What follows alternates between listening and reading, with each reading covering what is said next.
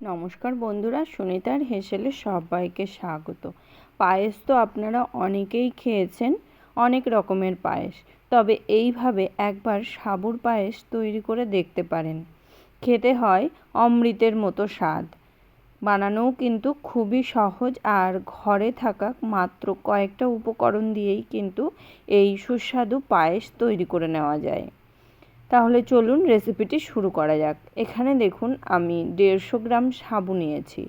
সাবুটাকে পরিষ্কার করে জল দিয়ে ধুয়ে আমি ভিজিয়ে রেখে দেব মিনিমাম 10 থেকে 15 মিনিটের জন্য। এখানে আমি কিন্তু ছোট দানার সাবুটাই ব্যবহার করেছি, আপনারা চাইলে কিন্তু বড় দানার সাবুটাও ব্যবহার করতে পারেন। সাবুটা ওদিকে 10 থেকে 15 মিনিট তারে ভিজতে থাকুক। এর মধ্যে আমি এখানে কড়াইতে 1 লিটার পরিমাণে দুধ নিয়েছি। দুধটাকে কিন্তু বসিয়ে দিয়েছি জাল হতে। দুধটা যখন হালকা একটু গরম হয়ে যাবে তখনই এর মধ্যে দিয়ে দেব 50 গ্রামের মতো গুঁড়ো দুধ।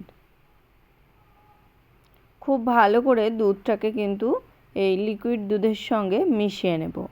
দেখুন খুব ভালো করে কিন্তু মিশিয়ে নিয়েছি। মিশিয়ে নিয়ে এইভাবে দুধটাকে কিন্তু অনবরত নাড়তে নাড়তে দুধটাকে আমি একটু খুব ভালো করে জাল করে নেব।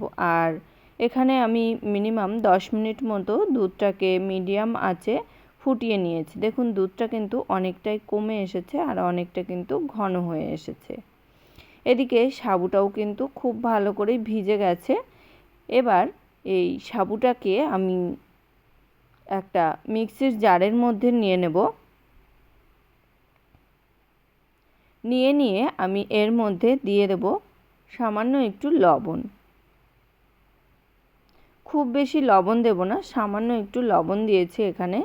দেওয়ার পরেই এটাকে আমি মিক্সিতে ব্লেন্ড করে নেব। দেখুন সাবুটা কিন্তু খুব ভালো করেই বাটা হয়ে গেছে। এই রকম শুকনো শুকনো করেই কিন্তু সাবুটাকে বেটে নিতে হবে। এবার হাতে একটু ঘি মাখিয়ে নিয়ে আমি এই সাবুটা থেকে ছোট ছোট বলের আকারে তৈরি করে নেব।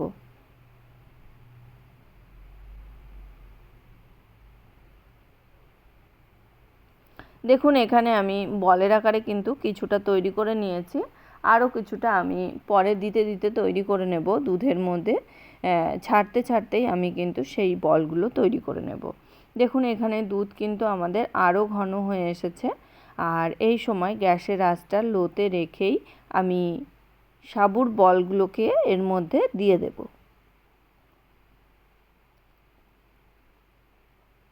দেখুন এইরকম একটা একটা করেই কিন্তু আমি সমস্ত সাবুর বলগুলোকে দিয়ে দেব। এখানে সমস্ত সাবুর বলগুলোকে দিয়ে দিয়েছি। এবার আমি গ্যাসের আঁচটা হাইতে করে দিয়ে খুব ভালো করে কিন্তু ফুটিয়ে নেব। আর এখানে যখন বুঝবেন কি করে যে সাবুটা আমাদের খুব ভালোভাবেই সিদ্ধ হয়ে গেছে, যখনই সাবুগুলো এইরকম উপরে ভেসে উঠতে শুরু করবে তখনই ভাববেন সাবুগুলো কিন্তু আমাদের পুরোপুরি সিদ্ধ হয়ে গেছে। দেখুন এখানে সমস্ত সাবুর বলগুলোই কিন্তু উপরে ভেসে উঠেছে। তার মানে পুরো সাবুটাই আমাদের কিন্তু সাবুর বলগুলো পুরোপুরি সিদ্ধ হয়ে গেছে। এই পর্যায়ে দেখুন খুব ভালো করে একটু মিশিয়ে নিয়েছি। এবার এখানে আমি দিয়ে দেব দুটো এলাচ, আমি ফাটিয়ে নিয়েছিলাম সেই এলাচ দুটো দিয়ে দেব। আর দিয়ে দেব সামান্য একটু লবণ। যেহেতু মিষ্টির উপকরণ সেই কারণে এখানে সামান্য একটু লবণ ব্যবহার করেছি। আর দিয়ে দেব স্বাদ অনুযায়ী, এখানে আমি চিনির পরিবর্তে মিষ্টিটা ব্যবহার করেছি। মিষ্টি দিলে কিন্তু দুধটা বেশি পাতলা হয়ে যায় না, সেই কারণে আমি এখানে মিষ্টিটা ব্যবহার করেছি। মিষ্টি দিয়ে খুব ভালো করে আমি একটু মিশিয়ে নেব। মিষ্টিটা যতক্ষণ না মেল্ট হয় ততক্ষণ পর্যন্ত দুধটাকে কিন্তু খুব ভালো করে একটু ফুটিয়ে নেব। এখানে দেখুন আমি মিষ্টিটা দেওয়ার পরে আরও 4 থেকে 5 মিনিট মতো খুব ভালো করে একটু ফুটিয়ে নিয়েছি। এইভাবেই আমি মিডিয়াম আঁচে নাড়তে নাড়তেই কিন্তু সাবুর এই পায়েসটাকে রান্না করে নেব। এটা কিন্তু খুবই চটজলদি হয়ে যায় রান্নাটা, আর খেতে হয় কিন্তু অসম্ভব সুন্দর। এই রকম গরমের সিজনে এরকম ঠান্ডা ঠান্ডা সাবুর পায়েস থাকলে কিন্তু মন্দ হয় না। আর এই পায়েসটা কিন্তু অবশ্যই ঠান্ডা সার্ভ করতে হবে। এই পায়েস কিন্তু গরম একদমই ভালো লাগে না। দেখুন পায়েসটা কিন্তু খুব ভালো করেই ফুটে গেছে। এবার এই পায়েসটাকে আমি বন্ধ করে দেব। খুব ভালো করে মিশিয়ে নিয়ে এবার পায়েসটাকে আমি বন্ধ করে দেব। পায়েস কিন্তু আমাদের অনেকটাই ঘন হয়ে গেছে। আর এটা যখন ঠান্ডা হবে, ফ্রিজে রাখবো, ঠান্ডা করব, তখন কিন্তু আরও ঘন হয়ে আসবে।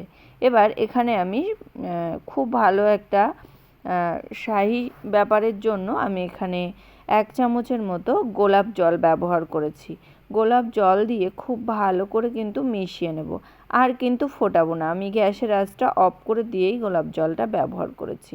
এবার এই পায়েসটাকে কিন্তু আমি ফ্রিজে রেখে ঠান্ডা করেই সার্ভ করব আপনাদের সঙ্গে। দেখুন পায়েস কিন্তু আমাদের পুরোপুরি তৈরি হয়ে গেছে। আমি এইরকম একটা বাটিতে নিয়ে আমি ঠান্ডা হলে ফ্রিজে রেখে তারপরেই এটাকে পরিবেশন করব। তাহলে খুব সহজেই কিন্তু সাবুর এই কাচের পায়েস তৈরি হয়ে গেল। আমার এই সাবুর কাচের পায়েসের রেসিপি আপনাদের কেমন লাগলো অবশ্যই কিন্তু কমেন্ট করে জানাবেন।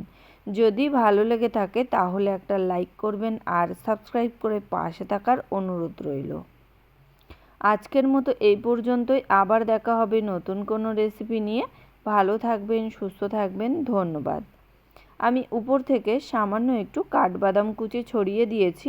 এখানে আপনারা চাইলে কিন্তু পেস্তা কুচি কিংবা একটু জাফরান ছড়িয়ে দিতে পারেন উপর থেকে।